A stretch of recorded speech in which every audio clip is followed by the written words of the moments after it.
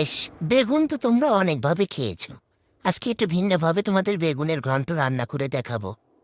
প্রথমে পরিমাণ মতো তেল দিয়ে পেঁয়াজ আর মরিচ দিয়ে ভেজে নিব।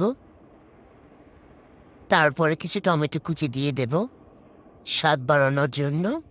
তারপর ভালো করে সবগুলো ঘুটাঘুটি করে নেব। ঘোটাঘুটি করে নেওয়ার পরে 2 চামচ আদা রসুনের বাটা দিয়ে দেব। তারপরে পরিমাণ মতো লবণ দিয়ে দেব। লবণ দেওয়ার পরে 1 চামচ ধনিয়ার গুঁড়া আর 1 চামচ জিরার গুঁড়া দিয়ে দেব।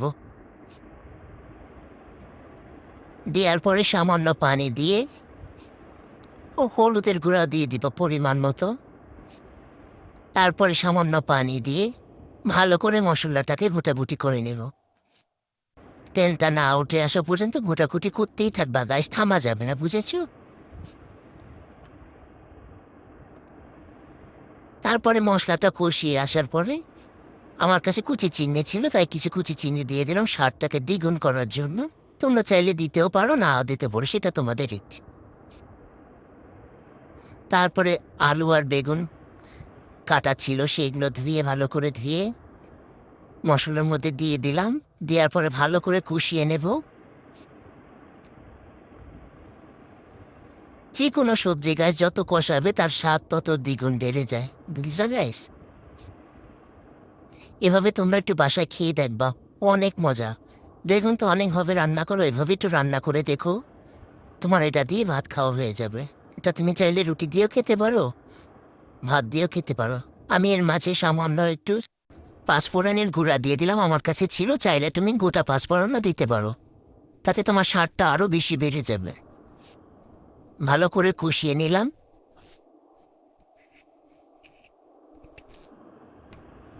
কষিয়ে নেওয়ার পরে তেলটা যখন উঠে আসবে তখন তুমি পরিমাণ মতো পানি দিয়ে দিবে, বুঝলা গাইস?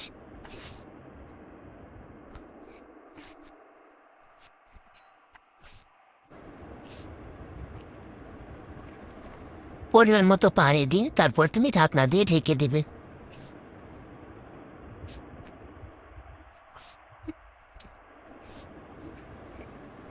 ঢাকনা দিয়ে ঢেকে দিলে পানিটা না শুকিয়ে আসা পর্যন্ত রান্না করে নেবে সবজিটা।